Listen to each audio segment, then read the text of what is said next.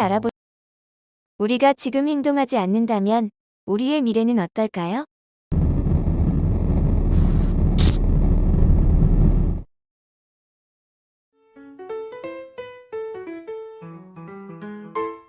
그러나 우리가 손을 맞잡고 함께 나아간다면 지속 가능한 세상을 만들 수 있습니다. KSDGs, 대한민국의 지속가능 발전 목표는 단순한 꿈이 아닙니다. 우리의 현재를 책임지며 미래 세대를 위한 희망을 설계하는 계획입니다. 경제 성장은 우리가 지속 가능한 미래를 구축하는 중요한 초석입니다. 친환경 기술과 혁신은 지속 가능한 산업과 양질의 일자리를 창출하고 있습니다. 교육은 사회 통합의 기본입니다. 모두가 평등하게 배우고 성장할 기회를 가지는 세상, KSDGs가 추구하는 가치입니다. 환경을 지키는 것은 우리의 책무입니다. KSDGs는 생태계를 보전하고 기후 변화에 적극적으로 대응하고 있습니다.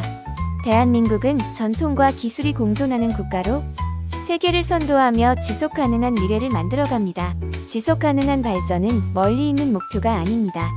우리가 지금 시작하면 우리와 미래 세대 모두가 그 결실을 누릴 것입니다.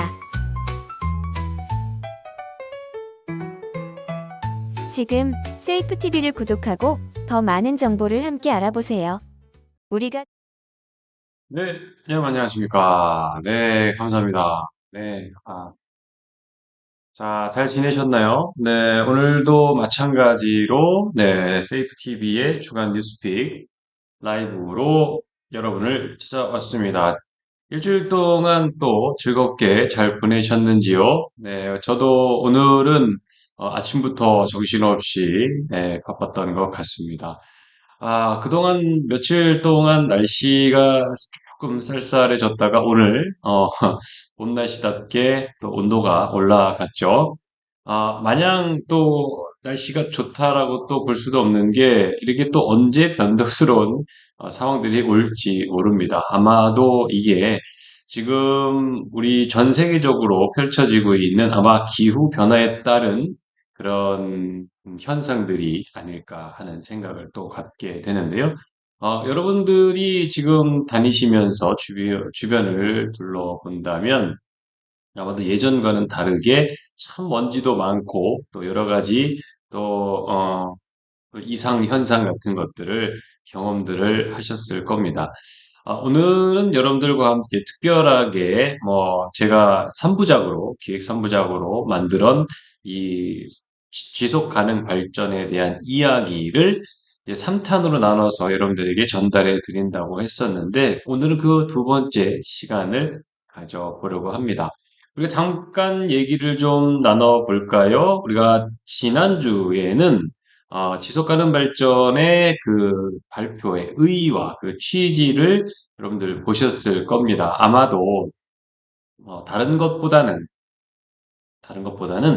그 UN SDGs라는 그 UN에서 직접 이런 연합으로 회의를 통해서 목표를 세운 바로 그 국제적인 배경과 의의가 있는 그 UN SDGs의 그 배경과 그 의의, 그리고 17개의 목표와 현황에 대해서 아마 함께 나눴을 겁니다.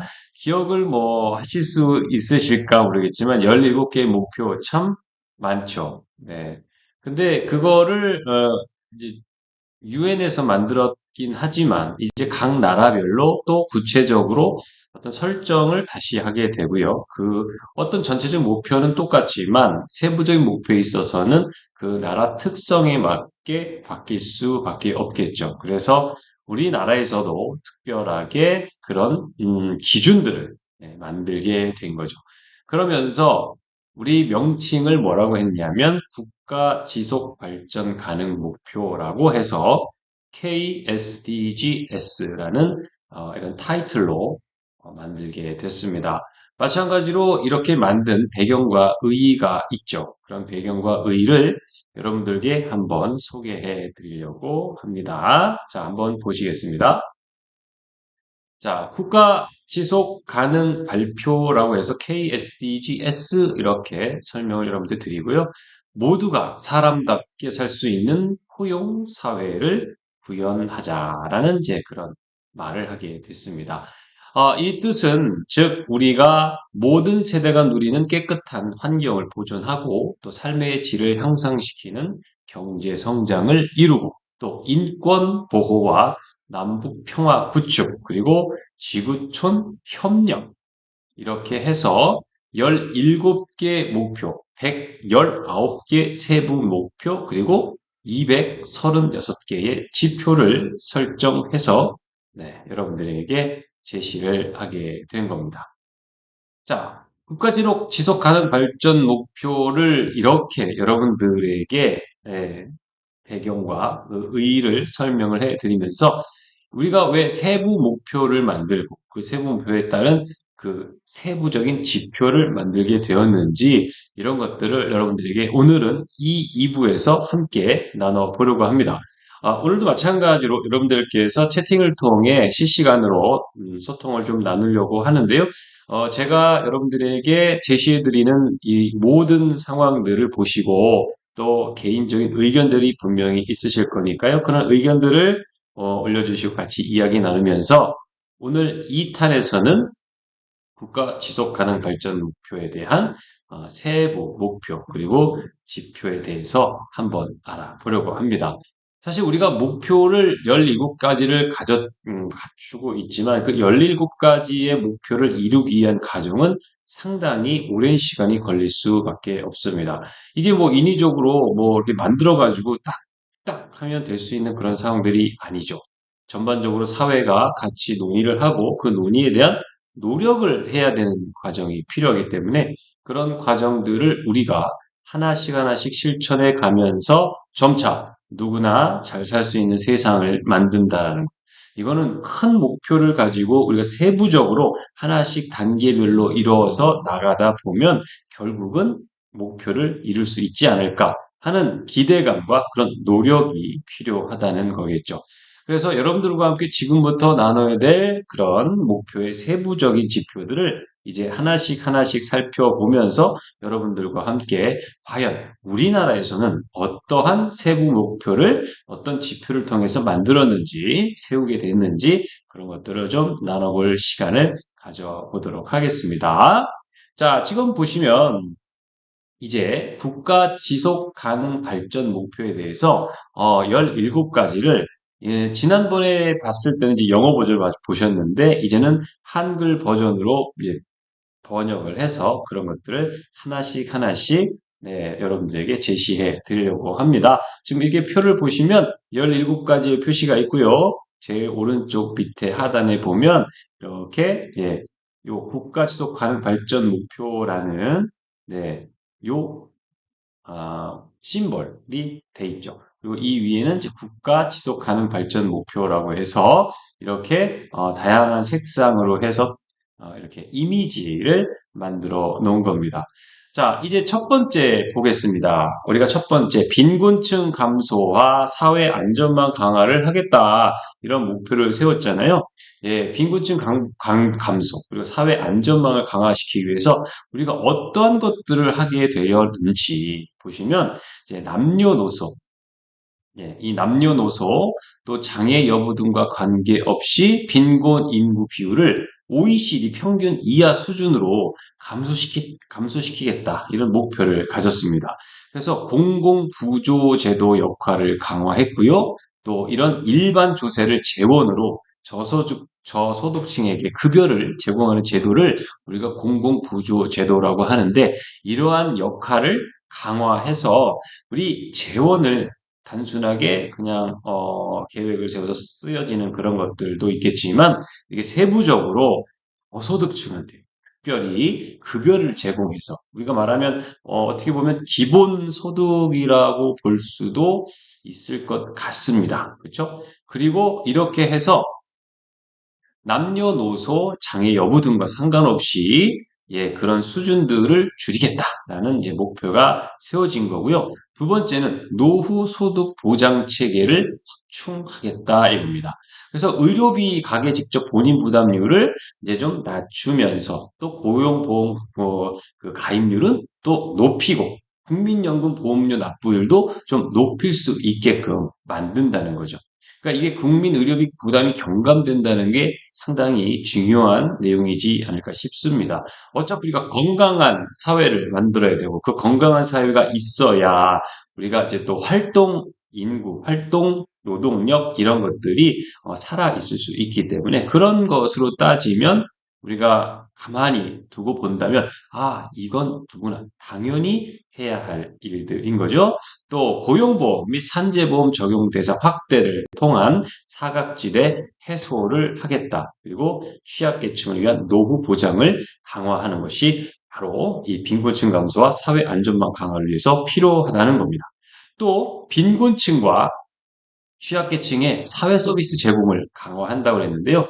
이 GDP 대비의 공적 사회 지출 비중을 이제 조금씩 높여서 이런 것들을 통해서 우리가 쉽게 말하면 빈곤층들이 줄어들 수 있게끔 만들어주는 효과를 나타내는 거고요. 사회복지 서비스업 종사자 비중을 이제 조금씩 높이겠다 이거죠. 우리가 그 사회복지사들이 하시는 일들이 대부분 약자들을 이렇게 찾아서 그런 것들을 어떤 식으로 복지를 제공하면 좋을지에 대한 연구도 하시고 또 사회 전반적인 그런 어떤 식의 사회복지를 우리가 만들면 그 만든 것을 적용시킬 수 있을지에 대한 연구들도 하시기 때문에 이런 사회복지 서비스업에 종사하시는 그 분들의 비중을 높이겠다. 이런 것들도 하나의 계획이고 그런 것들을 노력해 나가려고 하는 거죠. 또 세 번째, 빈곤층과 취약계층의 사회 서비스 제공을 강화한다는 겁니다. 취약계층이죠, 계층. 죄송합니다.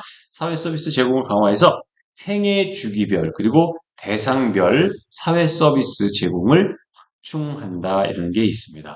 또 한 가지가 빈곤층과 취약계층의 경제, 사회, 환경적 충격 그리고 재난에 대한 노출을 감소 그리고 회복력을 강화시키는 건데요. 이건 긴급복지 지원 제도를 강화시키는 데서 출발할 수 있다는 거죠. 그리고 장애인의 그 재난 안전 지원 시스템을 강화해서 우리가 쉽게 말하면 긴급복지 예산이 필요하다는 그것이 뭐냐? 긴급복지를 할 때 우리 지원금이 또 들어갈 수도 있는 거고요. 일자리 사업을 만들 수도 있는 겁니다.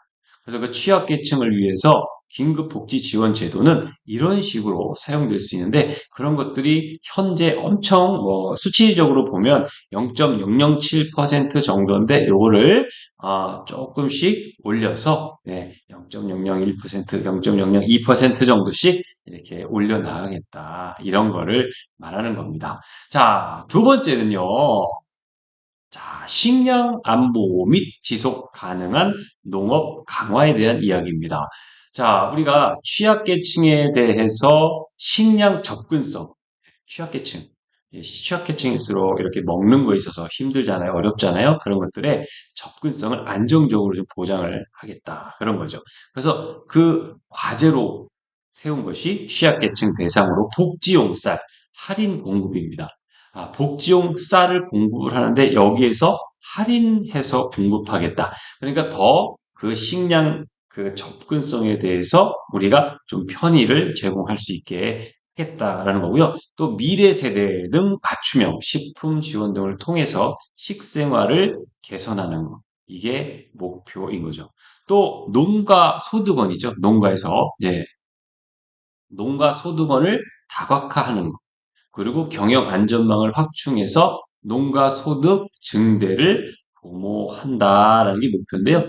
이런 것도 정책 과제는 그렇습니다. 농축산물 수급을 안정시키고 판로 확충하고 이렇게 해서 농업의 소득을 좀 증대시키는 게 있고요. 농촌 융복합 사업 등을 통해서 농외의 그 소득을 증가시키는 데 목표를 또 두고 있습니다.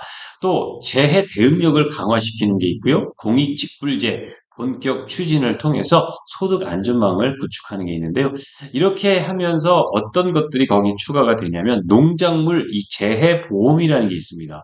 뜻하지 않은 재해가 분명히 생길 수밖에 없는데 그런 재해 보험 가입률을 더 높이고 그래서 확대시켜서 그런 농작물 재해로 인한 그 피해 같은 것들이 어느 정도 보전이 될 수 있게끔 네, 계획을 세우는 거죠. 또 세부 목표 세 번째가 이제 지속 가능한 식량 생산 체계를 구축하는 겁니다.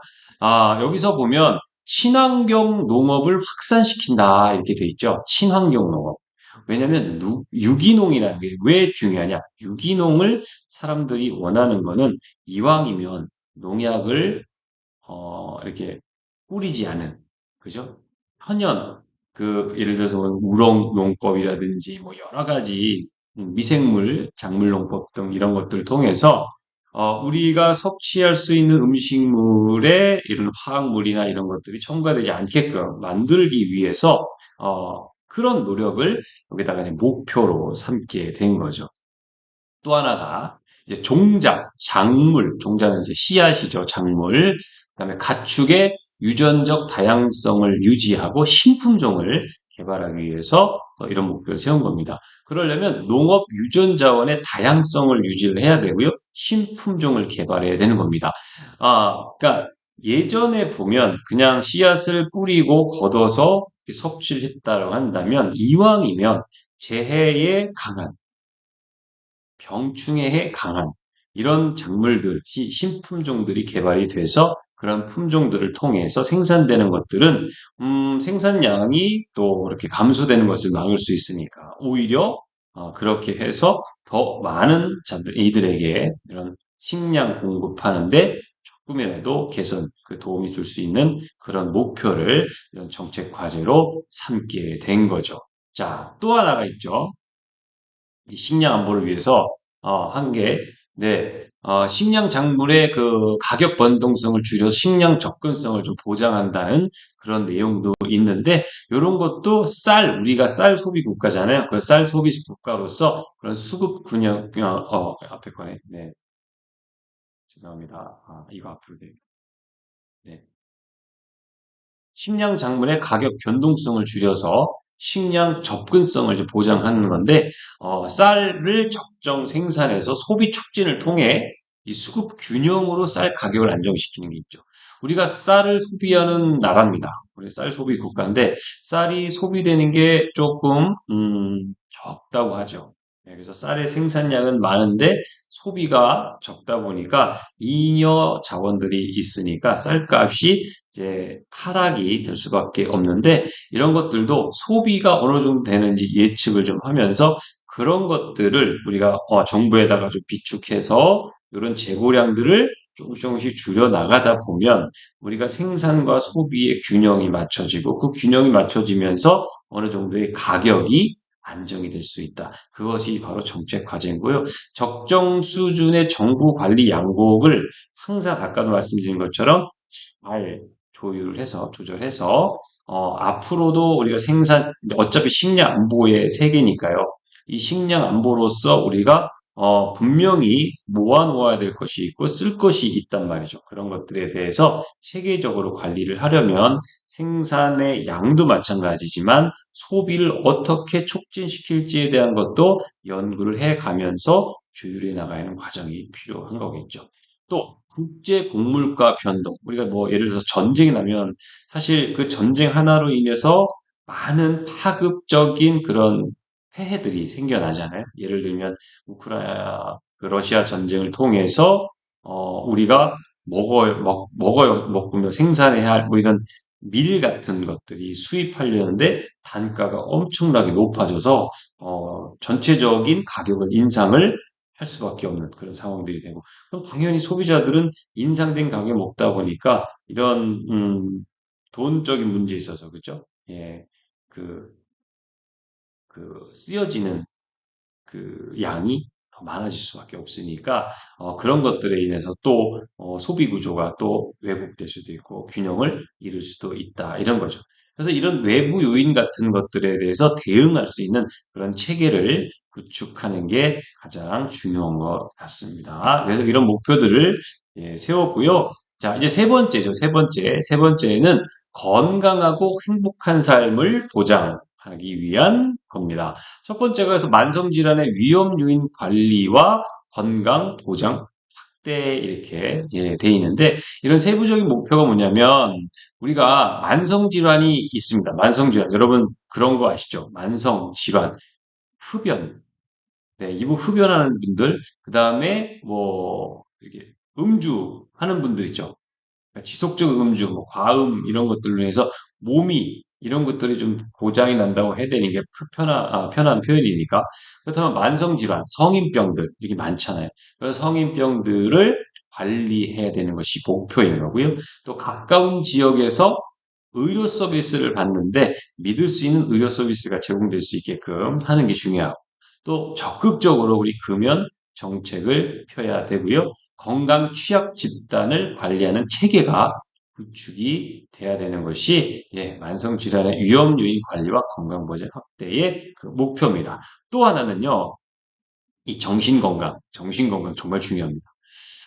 정말 스트레스를 많이 받으시는 분들 계시고 그 스트레스를 어떻게 풀어야 될지 모르고 정말 그것 때문에 병이 나시는 분들도 있고 병인지도 모르고 지내시면서 점차 그것이 악화되는 경우들도 있잖아요. 그래서 이런 정신 건강을 증진하고 약물 오남용을 예방하기 위한 그런 방법을 우리가 목표로 세웠는데 그래서 그런 정책 과제이 바로 정신 건강이 해쳐져서 우리가 자살을 하는 경우들이 많아지니까 그런 자살 예방 사업도 해야 되고 또 정신 질환에 대한 체계적인 관리를 통해서 정신 건강 증진을 위한 그 도모도 해야 되고요.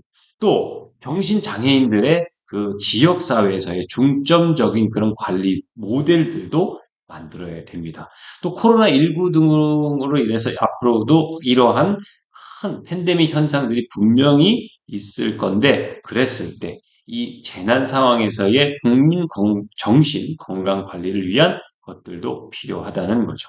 또 아까 말씀드린 대로 음주폐해 예방하기 위해서 정신 건강을 증진하고 약물 오남용을 예방하기 위한 그런 목표를 세운 겁니다.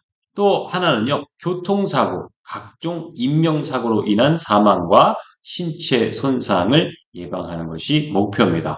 그래서 교통사고 사상자가 절반으로 줄일 수 있게끔 이런 프로젝트를 세운 거죠.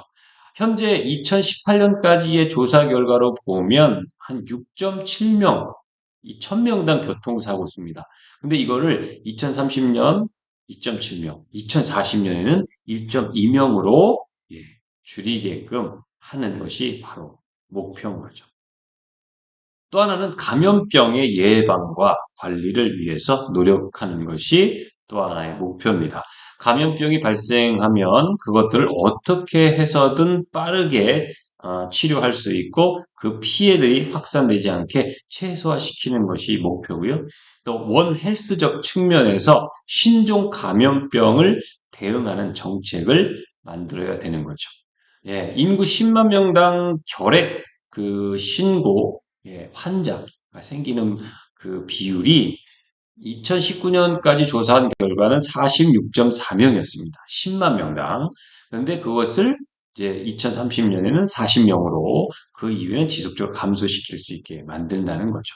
우리가 말라리아, 보면 김포나 파주나 이런 데는 말라리아 같은 것들로 인해서 헌혈도 잘 안 받는다고 하지만 그런 말라리아도 이제는 2030년, 40년 지나면 아예 퇴치될 수 있게끔 그런 건 정책들을 만들어 간다. 이런 겁니다.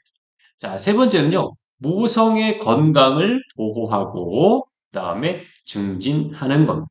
모성의 건강을 보호 증진한다. 그래서 산모와 그다음에 영아 사망률을 감소시키는 것이 또 하나의 목표인 거죠. 그리고 무엇보다 아동의 건강을 보호하고 증진하는 것이 또 하나의 목표입니다. 아동 건강 보호와 증진을 위해서 열심히 이 연구를 하고 있는데 영유아 막 검진하잖아요. 그러면 뭐 검사 같은 것도 많이 해서 이왕이면 혹시라도 아팠을 때 이런 것들이 빨리 치유될 수 있게 일찍 발견할 수 있는 그런 시스템들을 갖춘다는 거. 그 다음에 특히나 이런 패스트푸드나 인스턴트 음식들로 인해서 생겨나는 그런 아동 청소년 비만 유병률을 줄이려고 노력하는 것. 그것이 바로 목표입니다. 자, 또 세 번째는요, 유해 화학 물질, 대기, 물, 토양 오염으로 인한 사망과 질병을 줄이는 게 목표인 거죠. 자, 이렇게 대한민국에서 목표를 가지고 있는데 또 한 가지가 하나씩 하나씩 이제 설명을 좀 드리면 대한민국의 저출생 극복과 인구 고령화를 위해서 대비해야 되고 공공보건 의료 서비스를 확대해서 보편적 의료 보장을 달성하는 것이 목표입니다. 세부적인 사항들은 또 여러분들께서 보시면 될 것 같고요. 자, 우리가 네 번째입니다. 네 번째는 모두를 위한 양질의 교육이죠. 아, 정말 중요하지 않습니까? 교육. 네, 그래서 모든 아동이 성별과 장애 유무에 관계없이 적절하고 효과적인 학습 성과를 거둘 수 있도록, 그죠? 양질의 무상 초등 중등 교육의 평등한 이수를 보장한다. 그러니까 이게 무상 교육에 아마 정점을 좀 찍고 있는 것 같은데 이렇게 하기 위해서는 공교육이 신뢰받을 수 있게 그런 교육 형평성을 확대를 해야 되고요. 또 모든 아동에게 양질의 영유아 보육 및 교육 서비스의 이용 기회를 보장해서 초등 교육에 대비를 해야 되는 겁니다. 자, 우리가 이렇게 여러분들에게 설명을 좀 드리지만 이 세부적인 내용들은 여러분들이 이 지식 가능 발전 포털에 보면 그 내용들이 나와 있습니다. 그래서 이렇게 네 번째까지 하면서 간단간단하게 여러분들에게 목표가 어떤 건지 한번 쓱 보려고 하는데요. 또 모든 학습자들에게 성별과 장애 유무에 관계없이 적정 비용으로 가능한 양질의 기술 교육, 또 직업 교육 및 대학 교육을 포함한 고등교육에 대한 평등한 접근을 보장하는 것이 목표고, 또 하나는 취업, 양질의 일자리, 또 창업 활동에 필요한 전문 기술 및 직업 기술 등 적절한 기술을 가진 청소년 및 성인의 수를 실질적으로 증대하는 것이 우리나라에서 목표입니다. 또 하나, 교육에서의 성 불평등을 해소하고요. 장애인, 이주민, 취약 상황에 처한 아동 등 취약 계층이 있는 모든 수준의 교육과 직업 훈련에 평등하게 접근할 수 있도록 하는 것이 목표입니다. 또한 모든 청소년과 다수의 성인이 문해력 진짜 중요합니다. 정말 문해력 중요한데요. 이 문해 및 산술 능력을 갖추도록 하는 거죠. 네.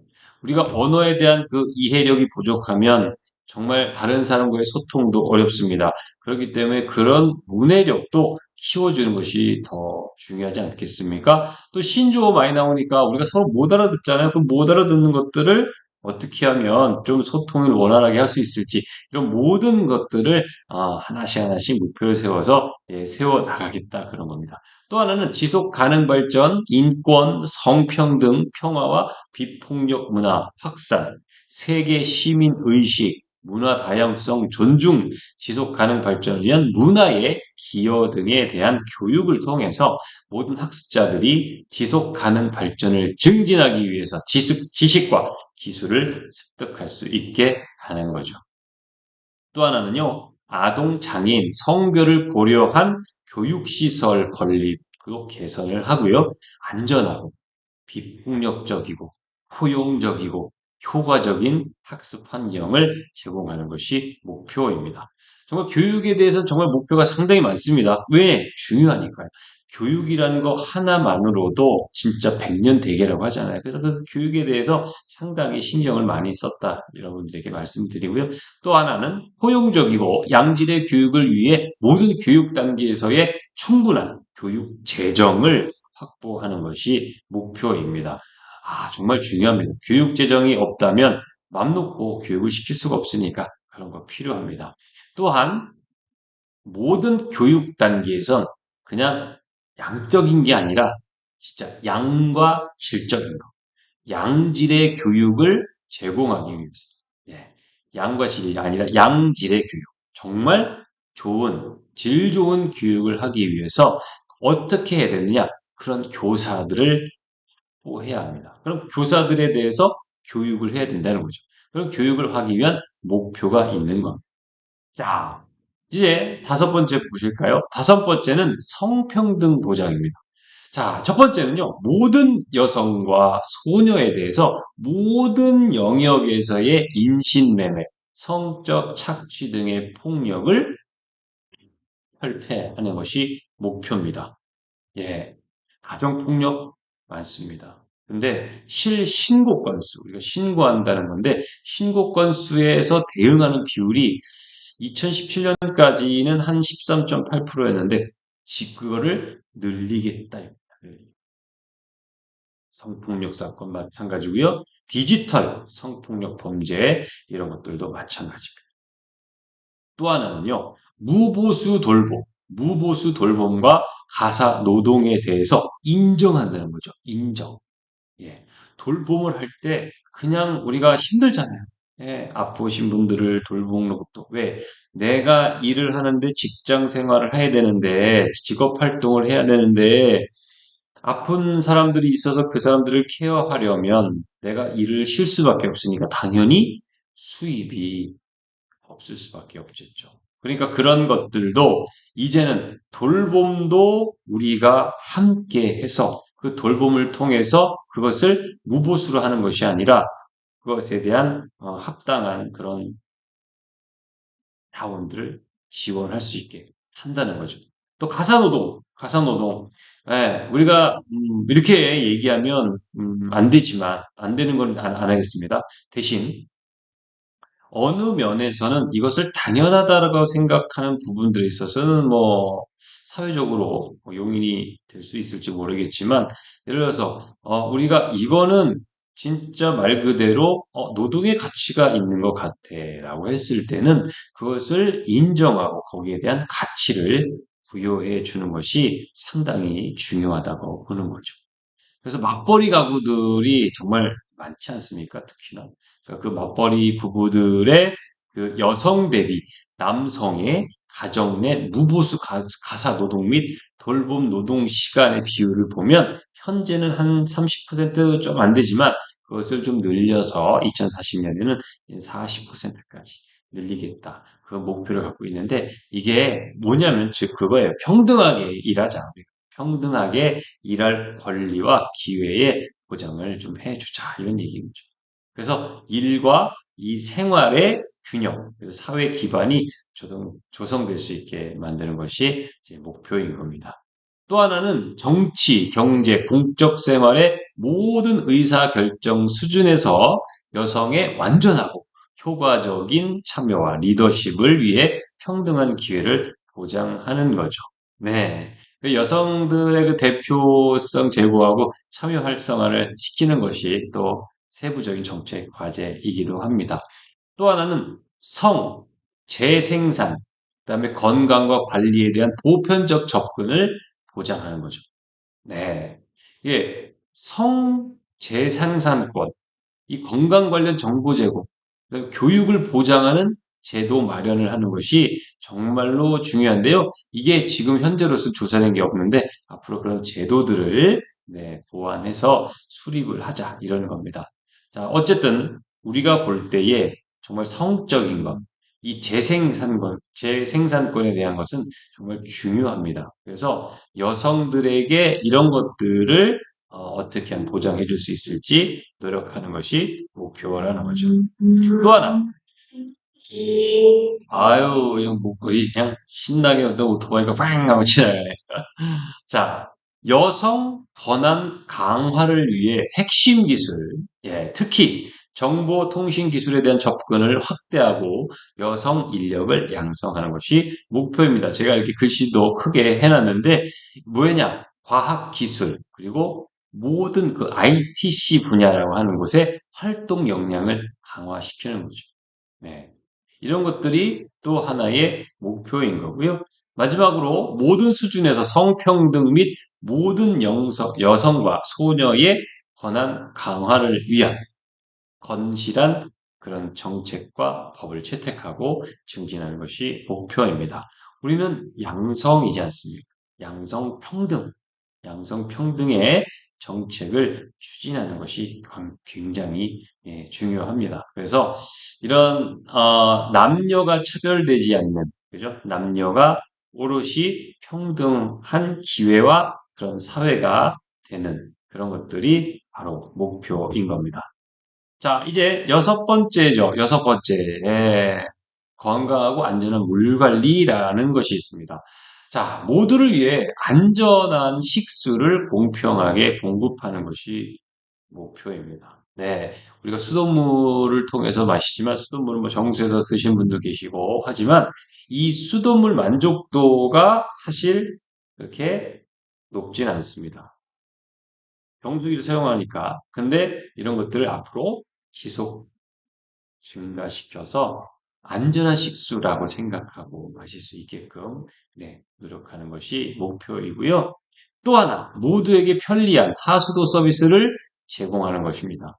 예, 하수도 서비스, 그죠? 정말 중요하지 않습니까? 이런 개선 사업이라는 게 필요한 거예요. 정비 사업이 중요한 거고요. 이런 것들을 통해서 이렇게 우리가 어느 곳에서는 물을 좀 잘 쓰고 싶은데 쓰기가 힘들고 어느 곳에서 물을 그냥 펑펑펑펑 사용하고 뭐 이런 것들 좀 차이가 있지 않습니까? 그런 것들도 복지적으로 형평성을 제고하는 거 그리고 하수도 안전관리 그래서 하수가 잘 돼야 그죠? 흐름이 잘 돼야 된다는 거 아닙니까? 흐름이 잘 이루어질 수 있게끔 그런 대책을 세우고 노력하는 것이 바로 목표인 거죠. 또 수질 오염 물질, 수질 오염 물질 그런 것들을 물에 유입되는 것을 최소화해서 수질을 개선할 수 있게끔 담보하는 것이 목표입니다. 우리가 상수도가 오염되면 안 되죠. 그래서 상수도의 오염을 억제시키는 게 중요한 거죠. 또 하나는 물 공급 안정을 도모를 위해서 수자원을 효율적으로 사용하는 그런 목표를 세우고 하는 겁니다. 자, 왜 그러냐면 상수도에서 보면 물이 이렇게 좀 가둬져 있다가 내려오고 그러니까 써야 되는데 이게 누수되는 경우들이 좀 있는 거예요. 그러니까 그 누수율을 줄여서 우리가 그 식수 상수도를 편하게 더 효율적으로 더 안전하게 사용할 수 있게끔 그런 목표를 세운 거죠. 그렇게 되면 물이 부족한 것들을 대비할 수 있는 거죠. 우리가 비가 많이 오면 그 비가 많이 온 거를 또 가둬놓고 또 그런 것들에서 어떤 식으로 사용할지에 대한 계획도 세우잖아요. 그러니까 그 누수율들이 적으면 적을수록 우리가 쓸 수 있는 물의 양은 더 많아지니까 또 그런 거에 있어서는 또 효율적인 소비가 가능한 거겠죠. 또 여섯 번, 우리가 또 하나의 목표는 뭐냐면 수생태계, 물에서 그 생태계의 건강성을 회복하고 다양성을 확대해야 합니다. 그렇죠. 정말 중요하죠. 예. 우리가 물이라는 게 깨끗할 수밖에 없는 건 관리밖에 없습니다. 관리. 예, 자연의 흐름에 맡기는 것도 중요하지만 그것이 안전하게 그다음에 그 수생태계를 보존할 수 있게 관리를 해준다 그러면 훨씬 더 빨리 건강성을 회복하고 또 그 안에서 우리가 뭐 1급 멸종이 되고 뭐 이런 것들이 많이 좀 없어져서 보기가 힘든데 그런 것들도 또 다시 어떤 새로운 생물들이 생겨날 수 있겠지만 그것이 보존될 수 있는 그런 효과도 거둘 수 있다는 거죠. 또 하나, 건강하고 안전한 물 관리를 위해서 지역 공동체 참여를 지원하고 강화하는 거죠. 이게 뭐 관리 시스템이 있어야 되는 거다. 이런 거죠. 시민들이 참여해서 관리하고 뭐 감시하고 뭐 이런 것들을 말하는 겁니다. 네. 자, 이제 일곱 번째는요, 에너지의 친환경적 생산과 소비에 대한 얘기인데요. 첫 번째가 에너지 서비스에 대해서 안정적이고 적정한 접근을 보장하는 거죠. 왜 취약계층을 위해서 에너지 기본 복지가 강화되는 것이 목표고 또 국가 에너지원에서 청정 에너지 공급을 할 수 있게끔 증대시키는 겁니다. 그러려면 재생에너지 진짜 중요합니다. 재생에너지 발전 비중이 증대가 되어야 되고요. 친환경 에너지에 대한 사회적 수용성이 강화되어야 됩니다. 앞으로 2050년이면 탄소 배출권이 이제 제로여야 됩니다. 그 탄소 배출이 제로를 하기 위해서 열심히 우리가 준비하고 노력하고 있는데요. 이런 것들에 대해서 열심히 목표를 세우고 그것이 이루어지려면 달성이 되려면 이런 재생에너지나 또 친환경 에너지에 대해서 관심 갖고 계속해서 노력을 해서 그런 것들을 우리가 개발할 수 있는 능력도 키워야 되고요. 또 지금 현재 사용하고 있는 것들을 좀 더 확대시켜서 더 많은 재생에너지와 또 친환경 에너지를 생산할 수 있는 환경을 만들어 줘야 되는 거죠. 자, 또 하나는요. 에너지를 절약하는 거 중요합니다. 그다음에 에너지 효율을 향상시키는 거 굉장히 중요하죠. 네. 그래서 지금 이런 정책들이 사실은 중요합니다. 그런 정책들을 통해서 우리가 그린 뉴딜 관련 에너지 뭐 산업 같은 것도 육성하고 또 신축 건물에서 에너지를 효율화시키는 거. 예를 들어서 뭐 단열재를 넣는다든지 아니면은 또 그 추위나 더위에 강한 것들로 인해서 에너지 효율을 최소화시킬 수 있는 그런 건축법들, 건축물들이 생겨날 수 있게끔 그런 자재들이 개발이 돼야 되는 거. 그런 거죠. 그리고 기존의 건물 노후된 것들을 개선해서 에너지 같은 것들을 효율적으로 사용할 수 있고 에너지 사용 비율을 줄일 수 있게 해야 된다는 거죠. 자, 운송 분야의 에너지 소비로 인한 대기 오염을 최소화하는 거. 이거 중요합니다. 예, 우리가, 디젤 엔진을 사용함으로 인해서 생겨나는 그런 많은, 먼지와 그 다음에 환경 호르몬. 마찬가지로 뭐 휘발유차도 마찬가지겠지만 이런 것들을 친환경 차량으로 공급을 확대해서 바꿔 나가야 되는 게 중요하다는 거죠. 그리고 노후 경유차의 운행을 억제하는 것도 중요하다. 이렇게 말씀드립니다. 계속 말을 하니까 또 이렇게 목이 마를 수도 있으니까 이해해 주시고요. 자, 이번에는 여덟 번째입니다. 여덟 번째. 좋은 일자리와 그 경제 성장을 위해서 노력하는 거죠. 모두가 행복해지는 경제 성장하는 거 정말 중요하지 않습니까? 좋은 일자리 창출을 위한 정책을 강화하는 거 정말 중요합니다. 그래서 취약계층을 대상으로 적극적으로 노동시장을 이렇게 강화시킬 수 있는 정책을 만들어야 되고요. 비정규직이 줄어들어야 되겠죠. 예. 그리고 비정규직에 대한 차별을 해소해야겠죠. 네. 자, 또 하나는요. 중소기업 및 소상공인의 성장을 촉진하는 것이 목표입니다. 왜냐하면 우리가 최근에 코로나19를 겪으면서 많은 소상공인들, 중소기업들이 도산을 하거나 폐업을 하거나 이런 상황들이 벌어졌었고, 또, 그렇게까지 않았더라도 재기하기가 아직까지 어렵고 힘든 그런 기업이나 소상공인들이 많기 때문에 그런 것들을 재개할 수 있게 안전망, 보호 기반을 구축해주는 게 중요하죠. 그래서 이런 것들은 목표가 신설이 된 겁니다. 신설이 됐기 때문에 이런 것들도 하나의 목표이고요. 또 하나는요, 동일한 가치 노동에 대해서 동일한 임금을 지급하는 거죠. 동일한 가치 노동. 가치의 노동이라는 걸 어떻게 이제 우리가 따질 수 있냐면 성차별이 없는 일터를 만드는 것부터 시작이라는 겁니다. 남녀의 임금은 격차가 나면 안 됩니다. 그렇죠? 남녀 평등이라고 했는데 남자 따로 여자 따로 남자는 더 위에 여자는 더 밑에 이렇게 두면 안 되겠죠. 그런 목표들을 세운 겁니다. 그래서 동일 가치 노동에 대해서는 동일한 임금을 제공하는 거, 지급하는 거, 그겁니다. 또 하나는 이주 노동자들이 정말 많이 들어왔지 않습니까? 이 취약 그룹 노동자들의 권리 보호를 확대하는 것이 목표입니다. 왜냐하면 이건 비단 우리나라만의 경우는 아니고요. 우리나라 사람들이 외국에 나가서 일할 때도 마찬가지로 똑같이 이러한 것들을 권리 보호를 받을 수 있게 확대하는 것이 유엔에서는 마찬가지지만 우리나라에서도 그렇게 목표를 세운 겁니다. 또 하나는요, 모든 근로자의 권리를 보호하고 안전하고 건강한 근로 환경을 조성하는 것이 목표입니다. 네.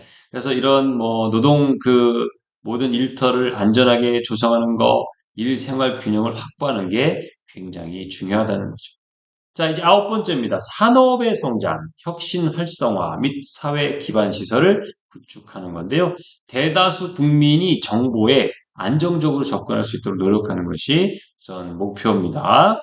자, 그래서 우리가 어떤 뭐 이제 옛날에 정보24가 하나 생기면서 그런 것들을 통해서 정말 너무 효율적이게 바뀌지 않았습니까? 점차적으로. 그런 것들과 마찬가지로 산업 현장에서도 그 성장을 위해서는 기간 교통망, 그게 이 뚫려져 있는 혈관이라는 도로들이 확충이 돼야 되는 거예요. 그것을 위해서는 효율화가 먼저 우선입니다. 그리고 교통을 이용하는데 편의성 있게끔 증진시켜야 되는 거죠. 예. 또 하나는요, 산업의 다양성을 추구하고 지속 가능한 기업 활동의 기반 마련을 위해서 산업 경쟁력을 확보하는 것이 중요하죠. 그런 정책을 또 목표로 삼은 겁니다. 그래서 우리가 혁신적인 것들을 위해서 열심히 도와주는 것들을 목표로 삼고 있는 거죠. 또한 기술 역량을 구축하고 고도화된 기술 상용화를 촉진해서 국제 경쟁력을 강화시키는 것이 중요합니다. 그것이 또 하나 목표인데요. 이게 국제 경쟁력이라는 게 참 중요합니다. 어차피 우리는 수출을 해야 되고 수입을 해야 되는 입장이죠. 대부분 수출이 더 많은 것이 우리나라의 현재의 상황이니까요. 그렇다면 우리가 다른 나라에 딱 무엇인가를 제시했을 때 야, 이거 정말 특이한 기술이야. 우리나라만이 갖고 있는 특별한 그런 자산이야. 이렇게 한다면 그런 것들에 대해서 중점적으로 개발할 수 있도록 도와줘야죠. 그런 혁신, 그 성장 동력을 위해서 육성을 해줘야 돼요. 그래서 서비스업, 그다음에 제조업을 통해서 어떻게 하면 제도역시키고 고도화시킬 수 있을지 이런 것들에 대해서 목표를 삼은 겁니다. 또한 국가 연구 인력 있죠. 국가 연구 인력과 자본을 이렇게 확충을 하고요. 적절한 연구의 기획과 실행을 통해서 국가 경제 성장에 기여를 하는 것이 목표입니다. 역시 연구가 먹거리. 예, 연구를 해야 어떤 것들이 우리의 먹거리인지를 알 수 있잖아요. 그 먹거리를 하기 위해서는 정말 정부에서 투자를 많이 해야 됩니다. R&D 투자를 많이 해야 되고요. 또 과학기술 기반의 일자리를 많이 창출해야 되는 거죠. 또 하나는요, 환경이죠. 친화적인 산업 활동과 기술 혁신을 통해 자원 효율성이 높은 산업을 추구하는 것이 바로 목표입니다. 그래서 이런 것들을 우리가 보면서 산업의 성장과 혁신, 그리고 활성화를 위해서 우리가 어떻게 해야 될지, 그리고 그 사회 기반 시설을 구축하기 위해서 어떻게 해야 될지, 이런 세부적인 목표를 세워서 단계별로 달성해 나간다면 또한 이 목표도 어느 순간에는 지속적으로 달성하고 성장할 수 있겠죠. 자, 이번엔 열 번째입니다. 열 번째는요, 모든 종류의 불평등을 해소하는 겁니다. 이거 진짜 중요하지 않습니까? 모든 종류의 불평등을 해소한다. 자, 첫 번째, 하위 40% 인구의 가처분 소득 증가율을 국가 평균보다 높은 수준으로 달성하고 유지하는 거죠. 예. 가처분 소득이라는 게 뭘까요? 가처분 소득. 네. 우리가 쓰고, 그 쓰는 비율을 딱 봤을 때, 우리가 이 현재 가족 수준에서 이 정도는 써야 되는데, 이 정도를 쓰고 나면 내가 다른 어떤 여가 생활이라든지 아니면 뭐 어떤 필요한 것들에 대한 그 소비 이 여력이 줄어들 수밖에 없죠. 근데 그것들이 높아지면 가처분 소득이 높아지면 어떻게 되겠어요? 그것들을 우리가 조금 더 효과적으로 사용할 수 있는 거겠죠. 그렇게 하기 위해서 가처분 소득을 우리가 올려야 됩니다. 증가율을. 그래서 그걸 국가 평균이 현재 46%, 2018년 기준 46%인데 이걸 50에서 55%까지 올리는 것이 가장 중요하다. 이죠. 그러려면 사회보험 가입 지원, 또 수급자 사례 관리를 강화해야 되는 것이 맞습니다. 그리고 일자리 확대도 해야 되고요. 부양 의무자 기준을 대상자별 급여별로 완화를 시켜야 됩니다. 예.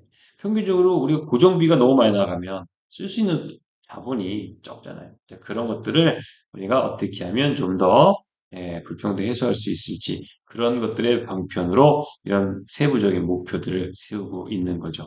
또 하나는 나이, 성별, 장애 여부, 그리고 지위 등과 관계없이 모든 사람에 대한 사회, 경제, 정치적 포용성을 확대하는 겁니다. 자, 이러기 위해서는 이 노후소득을 보장하는 체계가 내실화돼야 되는 거죠. 또 장애인들에게도 권리를 보장해 줘야 되는데, 물론 마찬가지입니다. 나 장애인이니까 나 권리 있어.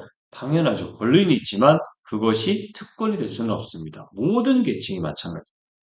내가 이러니까 난 이런 특권을 가져야 돼라는 건 없는 거죠. 대신 내가 가지고 있는 한도 내에서 내가 할 수 있는 건 자유니까요.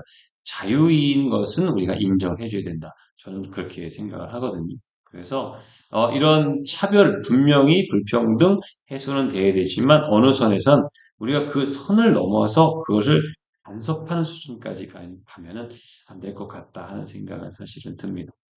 자, 나이, 성별, 장애 여부에 따른 차별적 대우를 철폐해서 공정한 기회를 제공하는 것이 또 하나의 목표고요.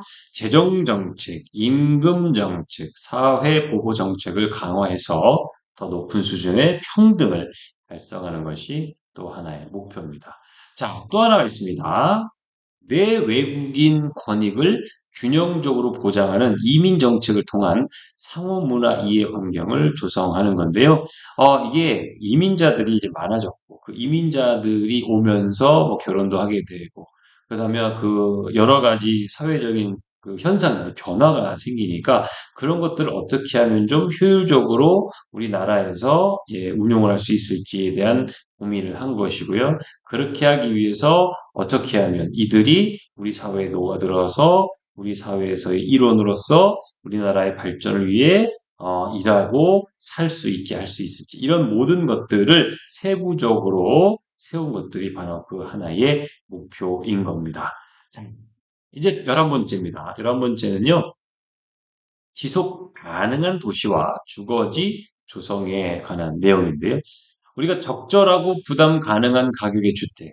참 이상적이긴 합니다. 그죠? 예.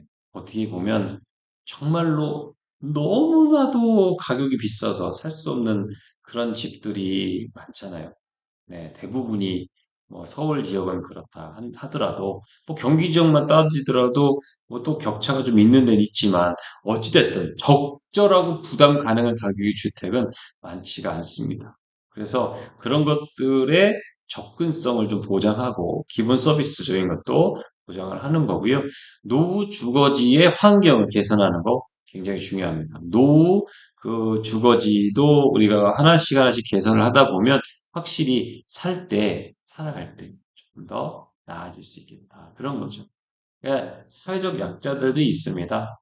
그들을 위해서 주거 복지 환경을 조성해야 되는 게 저는 정말 중요하다 생각하고요. 또 마찬가지로 사회에 활동하기 위해서 준비 중인 이런 청년들에게도 지원을 해주는 게 저는 좋겠다라는 생각을 하고 또 마찬가지로 내 집을 갖고 편하게 살아야 되잖아요. 예, 그런 것들을 위해서도 나라에서 조금만 더 신경을 써줬으면 좋겠다. 뭐 물론 이런 목표를 갖고 있으니까 하나씩 하나씩 이루어지기를 바라는 마음입니다. 또 하나는 안전하고 부담 가능한 가격의 교통 시스템을 제공해서 특히 여성, 아동, 장애인, 노인 등 취약계층을 고려한 대중교통을 확대해야 한다는 거죠. 네. 이런 것도 마찬가지입니다. 여러분들 가만히 생각해 보시면 우리가 이상적으로 할 수 있을까? 아니요. 현실적으로도 할 수 있는데 그 현실적으로 하기 위해서는 조금만 더 노력하면 분명히 될 수 있겠다라는 생각을 하게 됩니다. 또 하나는요. 도시의 포용성과 지속 가능성을 제고해서 주거지에 대한 참여적, 통합적 계획 및 관리 역량을 강화하는 거죠. 이거는 마찬가지로 우리 시민들이 참여해서 어떤 방식으로 이런 것들을 좀 계획하고 도시로서 우리가 어느 정도면 살 수 있을지 이렇게 하면 우리가 좀 좋은 환경에 들어가게 될지 어떤 거를 개선하면 효과적으로 이런 전체적인 환경과 그런 부분들에 있어서 괜찮을지 뭐 이런 것들 여러 가지를 시민들 자체 내에서 감시도 하고 계획도 하고 해서 서로 네트워킹이 될 수 있게끔 하는 것이 중요하지 않을까 생각이 듭니다. 또 하나 이제 세계 유산 보호하는 거 보존하기 위한 노력을 강화해야겠죠. 자,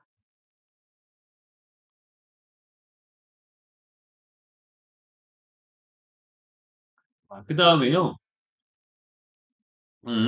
재난으로 인한 인명피해와 경제적 손실을 현저히 감소시키며 통합적 도시 재난 위기 관리를 개발하고 이행하는 것이 중요합니다. 자, 앞으로 가야 되나? 잠깐만요. 그러네요. 죄송합니다. 자, 또 하나는요. 대기질 및 폐기물 관리 등 도시가 가지는 부정적인 환경 영향을 감소시키려는 목표를 또 세운 거죠.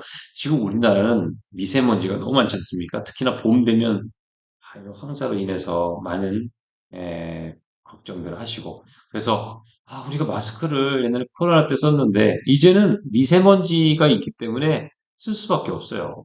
우리의 호흡기를 또 보호하고 또 폐, 그죠? 보호하기 위해서는 어쩔 수 없습니다.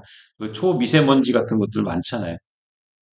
그런 것들을 위해서 우리가 개선하기 위한 노력을 해야 된다는 거죠. 자, 또 하나는요, 여성, 아동, 장애인, 고령자를 포함한 모든 이에게 공공 녹지 공간으로의 안전하고 용이한 접근을 보장한다. 확실히 우리나라는 다른 나라보다 치안적인 것이 좀 안정적이지 않습니까? 그렇죠? 근데 우리 치안을 생각하지만 여기에서 말하는 건 뭐냐면 이 자연 공간이 더 많아야 된다는 거죠. 예, 뭐 서울에 가면 서울숲도 있고 뭐 여러 가지 이런 자연적인 환경들이 있지만 이런 것들이 좀 더 확대가 돼서 도시에서도 이 자연이 확충됐으면 좋겠다 이런 생각을 많이 하게 됩니다. 또 그리고 마찬가지로 이런 것들을 이용할 수 있게 그렇게 힘들게 갈 수 없는 취약계층들을 위한 그런 도시 자연 접근성들도 보장을 해줘야 된다 이런 얘기를 하게 됩니다. 자, 그리고 자, 지속 가능한 그 생산과 소비를 위한 것이 또 하나 있는데요. 12번째입니다. 자, 여기 보면 지속 가능한 소비, 지속 가능한 소비라는 그 말이 참 우리에게 한 번씩 좀 되새겨 볼 말인데요. 지속 가능하다. 예. 지속 가능한 소비라는 게 뭘까? 그렇다면 지속 가능한 생산이라는 것도 뭘까? 이런 걸 생각해 봐야 되지 않을까요? 그렇죠? 예.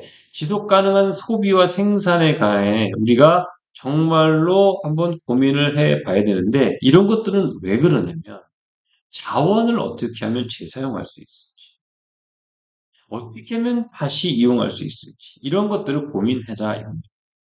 한 번 쓰고 한 번 버리는 이런 것들이 너무 많은 이 현재의 세상인데요. 이런 것들을 개선시켜서 이왕이면 더 오래, 더 계속 쓸 수 있는 제품들을 만들어내고 또 그런 것들을 우리가 금방 소비되게끔 버려지는 것이 아니라 다시 쓸 수 있는 그런 것들로 변화시켜보자. 이런 겁니다.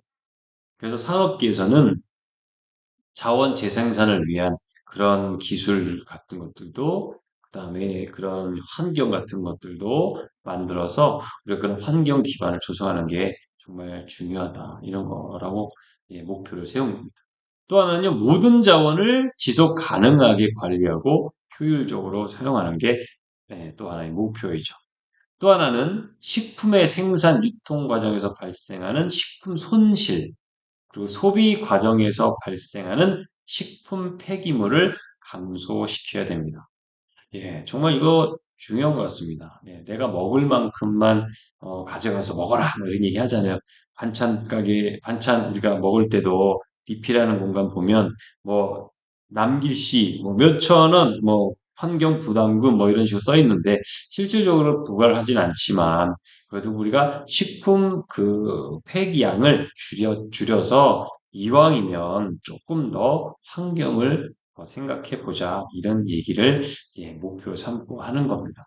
그리고 또한 아까 말씀드린 것처럼 생산 과정에서도 손실되는 거 있으니까 그런 것들도 조금씩 더 감소 시키다 보면 어느 순간에는 많이 줄지 않을까 이런 얘기를 하는 겁니다. 또 화학 물질과 유해 폐기물의 친환경적 관리를 통해 인간의 건강을 보호하고 환경 오염을 예방하는 것이 또 하나의 목표고요. 폐기물의 원천 예방, 감량, 재사용, 재활용을 통해서 폐기물 발생을 감소시키는 것이 목표입니다. 또 하나는 기업의 지속 가능 경영 활동을 관리하고 지원을 확대하는 거죠. 자, 녹색 제품 인증 및 자, 하나 더 넘어갈까요? 아이고, 뒤에 있네. 네. 자, 또 하나는요. 녹색 제품 인증 및 녹색 구매 확대를 통해 지속 가능한 녹색 소비를 촉진하는 것이 또 하나의 목표입니다. 이거는 제가 어, 쓰질 않았나? 썼을 텐데. 죄송합니다. 이거 하나 넘어갔네요. 자, 그리고 이제 13번째는 중요합니다. 이거. 기후 변화에 대응하기 위한 거죠. 기후 변화로 인해서 예상되는 위험을 감소시키고 자연재해에 대한 회복 및 적응 능력을 강화하는 겁니다. 네. 기후 변화가 굉장히 예상되는 것은 지금의 현재 그 환경 오염으로 인해서 생겨난 그런 이 기상 변화들이 이상 현상들이 생겨나고 그 이상 현상들을 통해서 전 세계적으로 많은 그런 폐해들이 생겨나지 않습니까? 뭐 지진, 홍수, 폭설, 폭우, 뭐 여러 가지 같은 것들이 생겨나는데 이게 말 그대로 따지면 뭐 지구의 온도가 높아져서 또 우리가 배출하는 것들로 인해서 자외선이 또 오존층이 뭐 파괴가 돼서 뭐 여러 가지의 이야기들이 나오지 않습니까? 그러면 이런 것들을 우리가 어떻게 하면 회복하고 다시 그런 것들을 백업시킬 수 있을지, 돌려놓을 수 있을지, 이런 것들에 대한 고민이 좀 해야 되지 않을까 싶은데요. 그래서 기후재난 대응 역량도 강화해야 하고, 기후재난 대비를 위한 제도도 정비를 해야 되고요. 기후변화 중장기 영향 평가 능력도 강화해야 되고요. 이런 여러 가지의 이 세부적인 목표를 세워서 해야 되는 겁니다. 또 기후변화에 대해서 조치 계획들을 지방 정책 등을 통해서 노력을 해야 돼요. 네. 우리가 세워야 됩니다. 그래서 어떻게 하면 이 기후변화에 대해서 우리가 대응할 수 있을지, 그 대응에 대한 그 노력들을 하나씩 하나씩 세부적인 목표를 세워서 그걸 달성해 내 나가야 되는 게 정말로 중요한 문제입니다. 또한 기후 변화 대응에 관한 역량을 강화를 해야 되고요. 지구의 온도 상승을 통해서 이 산업화 이전 수준에 비해서 엄청나게 좀 올라가 있는 온도를 2도씨 이하로 유지를 해야 되는 거고요. 더 나아가서 온도 상승률을 1.5도씨까지는 제한할 수 있도록 노력을 해야 하는 겁니다. 네. 이 온실가스 배출을 줄여야 되는 거죠. 줄여야 되는 거예요. 예. 가장 중요한 것이 그래서 이 기후 변화의 현상 속에 어떻게 대응을 해야 할지 가장 중요하다 말씀드리는 거고요. 이제 14번째입니다. 네. 해양 생태계 보전. 네. 기후 변화도 우리가 대응을 해야겠지만 해양 생태계도 보전을 해야 되죠. 육상과 해상의 오염 물질로부터 해양 환경 보존을 위한 관리 체계를 확립을 해야 합니다. 네. 해양의 쓰레기섬이 어마무시하게 큽니다. 아마 보신 분들도 계시겠지만 그 해양 쓰레기섬 감히 접근하기도 어렵습니다. 어떻게 그렇게 모여졌는지도 궁금하지 않습니까? 이 해류의 조류 현상 때문에 생겨난 것들인데요. 그런 것들도 우리가 감안을 하면 해양으로 배출되는 쓰레기의 양을 줄여야겠죠. 차단을 시키기 위해서 노력도 해야 되고. 정말 해양 플라스틱, 그걸로 인해서 많은 동물들이 피해를 입는 것도 아마 여러분들 장면을 통해서 보셨을 겁니다. 또 하나는요, 바다의 생태 환경과 수산 자원의 서식처를 적극적으로 관리를 해야 되고, 과학기술 협력 강화 등을 통한 해양 산성화에 의한 영향을 최소화시켜야 되는 거죠. 또한 수산 자원을 지속 가능하게 관리하고 과도한 어업을 지양해야 합니다. 옛날에는 좀 마구잡이로 잡아댔어요. 근데 어느 순간부터 취역 수준에 어느 정도 이 자라지 않은 그런 어류들, 치어 같은 것들, 그런 덜 성장한 것들은 바로 다시 방사해 주게 돼 있죠. 그게 법적으로도 정해져 있는 것들이 많습니다. 그래서 개체가 이제 완벽하게 성장을 했을 때 그때서야 이제 걷어들일 수 있게끔 예, 그런 것들이 이제 제도적으로도 많이 마련됐으니까 그런 것들도 우리가 앞으로 계속 지속 가능하게 관리하고 또 그런 어업 같은 것들도 과도하지 않게 지양시켜야 되는 거죠. 해양 생태계의 체계적인 보존과 현명한 이용을 위해서 해양 보호 구역 지정 면적을 확대해야 한다. 이런 것이 목표입니다.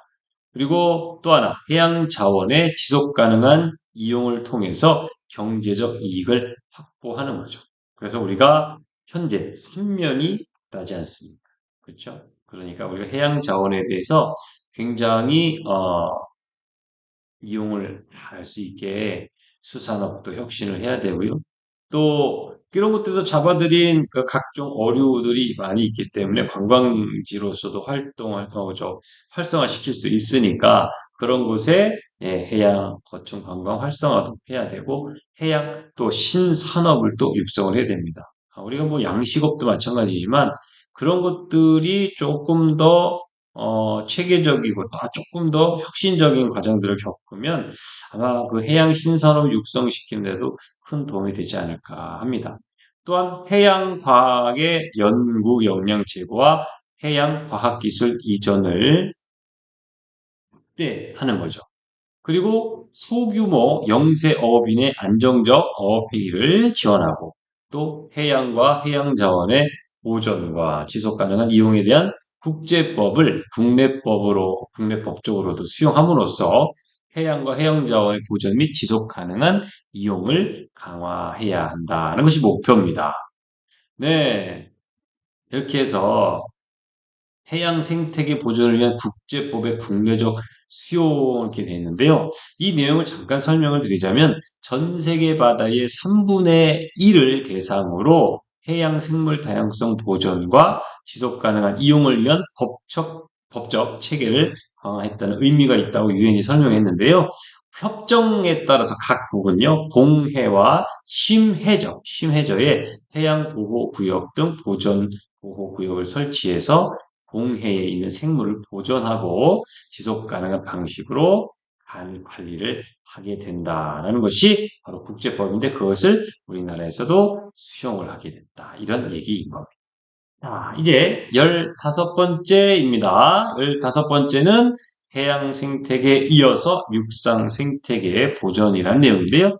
육상과 내륙 담수의 생태계의 다양화를 위해서 보존과 복원 활동을 활성화하는 거죠. 자, 그렇기 위해서는 뭐 습지도 보존해야 되고 산줄기, 뭐 하천 습지 이런 것들도 또 멸종 위기종에 있는 그 서식지들도 보존 개선해야 되고요. 또 DMZ 생태축도 보존해야 되고 이게 뭐 여러 가지 세부적인 내용도 있습니다. 또 산림 파괴 중단 그리고 황폐화된 산림 복원 등 지속 가능한 산림 경영을 강화해야 한다는 것이 또 목표입니다. 산불로 인해서 정말 많은 피해들이 있었는데 그 산불 방지를 위해서 열심히 노력해야 되죠. 그래서 특히나 이제 화재가 나무로 인해서 산불로 인해서 뭐 하고 사라지면 이게 민둥산 되듯이 황폐되잖아요. 황폐화된 그 산림을 복원하기 위해서 우리 옛날에 뭐 식목일 되면 뭐 나무도 심고 있지만 지금도 여전히 산림 보호를 위해서 노력을 많이 해야 되고 그런 것들을 위해서 어떻게 해야 될지 경영을 통해서 지속적으로 관리를 해야 됩니다. 네. 또 하나는 가뭄, 홍수 개발 등으로 황폐화된 토지를 복원하기 위해서 노력하는 것이 목표고요. 또 생물 다양성 손실을 예방하기 위해 멸종 위기종을 보호하는 것이 또 하나의 목표입니다. 동식물 보호종의 포획과 불법 거래를 없애도록 노력을 해야 되고요. 침입 외래종의 유입을 예방하고요. 이들이 육지 및 수중 생태계에 미치는 영향을 줄이기 위한 조치를 취해야 합니다. 네, 또 개발 사업 등 인간 활동으로 단절된 생태축의 생태 네트워크 유지 관리를 위해서 노력을 해야 됩니다. 자, 보시면 옆에 이렇게 도시 생태축 보건 사업이 있고 백두대간 등 보전 보건 계획이 있고 남북 산림 협력이 있는데요. 남북 산림 협력에 대한 그런 내용들을 제가 요 그림으로 올려놨는데 이게 이제 그 센터의 건물이고요. 남북 산림 협력 이렇게 센터가 되어 있고 이게 어떤 식으로 남북이 어떻게 하면 산림 생태계를 이어갈 수 있을지 이런 것에 대한 세부적인 내용들이 이제 있는 겁니다. 16번째죠. 평화, 정의, 포용에 대한 목표인데요. 모든 형태의 폭력 및 폭력으로 인한 사망률을 대폭 감소시키는 것이 또 목표입니다. 범죄율도 높았지만 이제는 더 지속적으로 감소시킬 수 있게 학교 폭력 뭐 피해 경험이 엄청 많은데요. 뭐 종류 많습니다. 뭐 언어 폭력도 있고요. 집단 따돌림도 있고요. 스토킹도 있고요. 사이버 괴롭힘도 있고요. 물론 신체 폭행, 금품과 같이 있죠. 근데 이런 모든 것들을 지속적으로 감소시키기 위한 역할을 하는 것이 바로 목표고요. 아동에 대한 학대, 진짜 이건 정말 끔찍하지 않습니까? 착취, 매매, 이런 모든 형태의 폭력과 고문을 종식하는 것이 바로 목표입니다. 또 하나는 국내, 국제적 차원에서 법치를 증진해서 정의에 대한 평등한 접근을 모두에게 보장하는 것이 또 하나의 목표입니다. 법 앞에서는 누구나 평등하기 때문이죠. 정말 이런 것들이 정말 중요한 가치가 아닐까 생각이 듭니다. 또한 불법 자금 및 무기 거래를 감소시키고 불법 취득 자산의 환수와 반환 조치를 강화하며 모든 형태의 조직 범죄를 퇴치하는 것이 목표고요. 부정부패와 뇌물수수를 감소시키는 것이 또 하나의 목표입니다. 효과적이고 책임감 있는 정부 정책과 제도를 이행할 수 있게 만드는 거죠. 또 하나는요, 포용적이며 사회 각계각층의 시민 참여도가 높은 의사 결정을 보장하고 정보에 대한 대중의 접근을 향상시키는 것이 목표입니다. 또 하나는 모든 사람에게 출생 등록을 포함하여 법적 지위를 부여하는 거죠.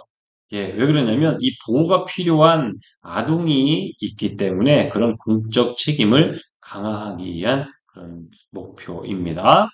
자, 국내법과 국제협정에 따라 정보에 대한 대중의 접근을 보장하고 기본적 자유를 보호하는 것이 또 하나의 목표고요. 개도국 내 폭력, 테러 및 범죄 퇴치를 위한 공공기관의 역량 강화를 위해서 국제협력, 우리도 국제적으로 협력한다는 거죠. 국제협력을 강화하는 것이 목표입니다. 왜 그러냐면 폭력적인 극단주의를 예방하기 위해서인 거죠.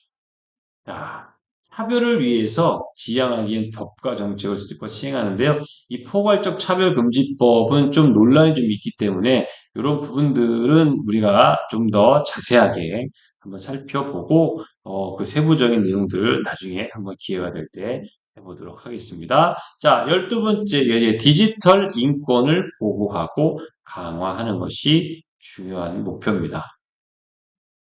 불법 촬영물들 이런 거 있잖아요. 그런 영상물들을 찍어서 유포하고 하는 것들 이런 것들에 대한 신고책을 정비하는 것 중요하지 않습니까? 그리고 또한 디지털적으로 불평등한 그런 정보 격차들을 해소시키는 것이 또 하나의 목표인 겁니다. 자, 이제 마지막 인데요. 17번째 지구촌 협력 강화입니다. 지구촌 협력 강화. 첫 번째, ODA를 확대하고 개발 재원을 다양화한다는 건데요. 이 ODA가 뭐냐면, 공적 개발 원조라는 뜻입니다. 공적 개발 원조인데요. 이 공적 개발 원조는 국제 개발 협력에 포함되는 개념, 그 중에서도 개발도상국의 경제적, 사회적 발전을 위해 공여국 정부의 돈으로 개발도상국을 지원하는 것을 바로 공적 개발 원조 ODA라고 표현을 합니다. 자, 이렇게 해서 ODA가 확대가 되고 이런 개발 자원이 다양화되면서 효율성이 제고될 수 있게 만든다 있는 거죠. 두 번째는요, 다자 무역 체제를 촉진하고 개도국의 교역 및 투자 증대를 지원한다 인 겁니다. 개도국의 교육 시스템 및 투자 증대를 촉진하는 거죠. 또 하나는요, 개발도상국의 과학 기술 혁신 시스템 강화를 지원하는 겁니다. 예, 이것도 마찬가지로 ODA입니다. 공적 개발 원조에 포함된 내용인 거죠. 또 하나는 전략적인 개발 협력을 추진하는 겁니다. 개도국의 이런 지속 가능 발전을 이행하기 위해서 그런 지원하는 전략이 있는 거죠. 그래서 전략적 ODA를 추진하는 겁니다. 또 하나는 지속 가능 발전을 위한 정책 일관성을 강화하는 것이 목표이죠. 예, 또 하나는요, 개도국의 지속 가능 발전을 위한 다양한 글로벌 파트너십을 강화하는 것. 또 하나는요, 효과적인 공공, 또 공공 대 민간, 또 민간 및 사회, 시민사회 이 간의 파트너십을 권장하고 촉진하는 겁니다. 그러니까 결국은 나라 정부가 혼자 할 수 있는 게 아니라 시민사회와 같이 하자 이런 얘기인 거죠. 네, 이렇게 해서 여러분들이 우리 국가 지속 가능 발전에 관한 내용을 쭉 보셨습니다. 17개의 목표, 그리고 그런 세부적인 지표들을 여러분들이 보셨는데요. 이런 것들이 바로 앞으로 2030년, 2040년, 2050년에 우리나라가, 그러면 전 세계가 함께 이뤄 나가야 할 그 지속 가능 발전 목표라는 겁니다. 여러분들에게 이렇게 2부에 걸쳐서 세부적인 내용들을 말씀을 드린 건 우리가 이 세상을 살면서 절대 혼자 살 수 없는 세상이기도 하지만 그렇다고 해서 우리 민족끼리만 이렇게 살 수 있는 세상도 아닙니다. 결국은 글로벌한 세상이고 글로벌한 세상에서 필요한 규율들이 필요한 거죠. 근데 그 규율들을 우리가 세우기 위해선 어떤 세부적인 목표를 서로 공유하고 그것들을 가지고 함께 노력을 해야 되지 않겠습니까? 그래서 이러한 목표들을 만들었고 또 각 나라별로 세부적으로 지표를 만들어서 그 나라 특성에 맞게 지속 가능 발전 목표 이렇게 세워서 만들어가고 그 목표를 향해 달려가고 있는 겁니다. 또 우리나라 자체에서도 이렇게 국가 지속 가능 발전 목표 하나를 던져줬지만 각 지자체별로 또 교육청별로 또 부서별로 그죠? 다 다양하게 국가 지속 가능 발전 목표를 위해서 더 세부적인 목표들을 세워서 내세우고 있는 거 있습니다. 아마 여러분들이 이런 내용들을 뭐 검색 한번 해보시면 금방 어디에서 뭘 만들었고 어느 시에서 뭐 어떤 거를 이렇게 해서 목표를 삼고 가고 있고 이 세부적인 것들이 있습니다. 그런 것들을 좀 보시면서 여러분들이 좀 관심을 가져주시고 또 함께 그런 것들을 추진해 나갈 수 있도록 응원해 주시고 도움을 주셨으면 좋겠다. 이런 생각이 듭니다. 또한 또 한 가지 마찬가지로 여러분들이 말씀을 드리고 싶은 거는 이제 이 국가 지속 가능 발전 목표를 보고 우리가 조금만 더 세부적으로 보면 어떤 것들은 지속 가능 발전을 위해서 가고 있고, 어느 것들은 그거에 역행하는 것으로 가고 있는지 우리가 한번 찾아보면 금방 찾을 수 있다는 거죠. 그래서 여러분들에게 이제 어, 1부와 2부를 통해서 현재의 우리가 이렇게 둘러본 이런 목표들을 가지고 좀 더 어느 세부적인 예시들을 가지고 과연 지속 가능 발전을 위한 어떤 어, 형태의 그런 상황들이 지금 전개되고 있는지 그래서 그거에 대해서 반대 현상들은 어떤 게 있는지 한번 예시를 들어서 한번 알아볼 시간을 가져보려고 합니다. 바로 다음 시간인데 다음 시간에 여러분들과 함께 특별한 주제 하나를 가지고 오려고 합니다. 그 특별한 주제 하나가 바로 어떤 거냐면요. 지속 가능한 패션에 관한 이야기입니다. 지속 가능한 패션. 말로 들어보면 지속 가능한 패션이 과연 무엇일까? 고민을 한번 해보신 적이 있으실 수도 있는데 지속 가능 발전의 하나의 면입니다. 지속 가능한 패션.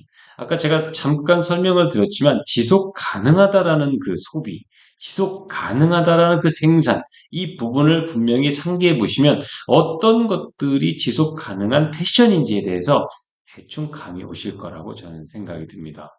그 지속 가능한 패션, 그럼 반대되는 개념 뭐가 있을지 그런 것들을 한번 여러분들과 함께 나눠보려고 합니다.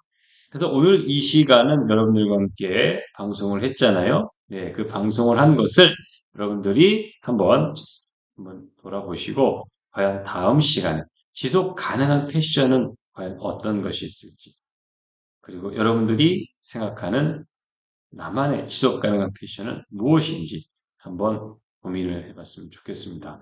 자, 오늘은 함께 해주신 분들이 많이 계시지 않아서 여러분들과 어떤 소통의 기회를 나누지 못했지만 우리가 또 다음 시간에는 또 여러분들과 함께 이런 소중한 시간을 같이 나눴으면 좋겠다는 생각을 하게 됩니다. 자, 오늘 함께 해주신 여러분 감사드리고요. 이 3월 21일입니다. 그죠? 이 금요일 밤 또 여러분들은 어떻게 또 하루를 마무리하실지 참 기대가 되시죠? 저도 오늘 이 시간 이후로 또 앞으로 다음 시간을 위해서 어떻게 또 해야 될지 고민하면서 이 즐거운 금요일 오후 밤 시간을 보내려고 합니다. 세이프 TV는요, 앞으로도 많은 아이템들을 가지고 또 많은 시도를 통해서 여러분들에게 다가가려고 합니다. 방송팀장이자 부국장인 저 송건우가 여러분들에게 많은 아이템들을 전달해 드리고자 계속해서 노력할 거고요. 이 세이프 TV를 통해서 이 세이프 미디어 그룹의 더 큰 이상들을 펼쳐볼 수 있도록 하겠습니다. 지금까지 시청해 주신 여러분 진심으로 감사드리고 다음 주 금요일 날 이 자리에서 함께 뵀으면 좋겠습니다. 여러분들 오늘 함께 들어주셔서 감사하고요. 또 시청해 주셔서 감사합니다. 앞으로도 건강하시고 또 좋은 일주일 보내시기 바랍니다. 중간중간 여러 가지 이벤트로 여러분들이 다가갈 테니 기대해 주시고요. 오늘도 좋은 하루 잘 마무리하세요. 반갑습니다. 안녕히 계세요.